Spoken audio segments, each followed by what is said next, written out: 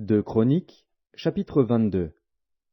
Les habitants de Jérusalem firent régner à sa place Akazia, son plus jeune fils, car la troupe venue au camp avec les Arabes avait tué tous les plus âgés.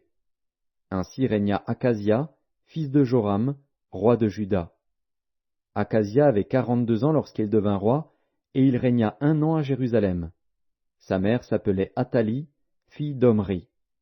Il marcha dans les voies de la maison d'Akab, car sa mère lui donnait des conseils impies.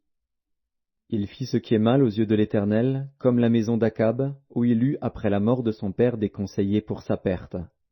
Entraîné par leurs conseils, il alla avec Joram, fils d'Akab, roi d'Israël, à la guerre contre Hazaël, roi de Syrie, à Ramoth en Galaad, et les Syriens blessèrent Joram.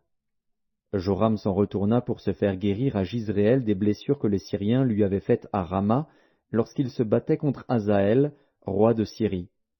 Azaria, fils de Joram, roi de Juda, descendit pour voir Joram, fils d'Akab, à Jizréel, parce qu'il était malade. Par la volonté de Dieu, ce fut pour sa ruine qu'Akazia se rendit auprès de Joram. Lorsqu'il fut arrivé, il sortit avec Joram pour aller au-devant de Jéhu, fils de Nimshi, que l'Éternel avait oint pour exterminer la maison d'Akab.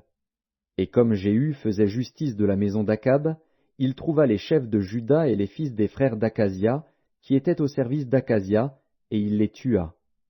Il chercha Akazia, et on le saisit dans Samarie, où il s'était caché. On l'amena auprès de Jéhu, et on le fit mourir.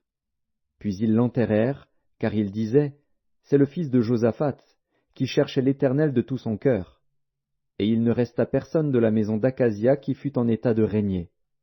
Athalie, mère d'Akazia, voyant que son fils était mort, se leva et fit périr toute la race royale de la maison de Juda.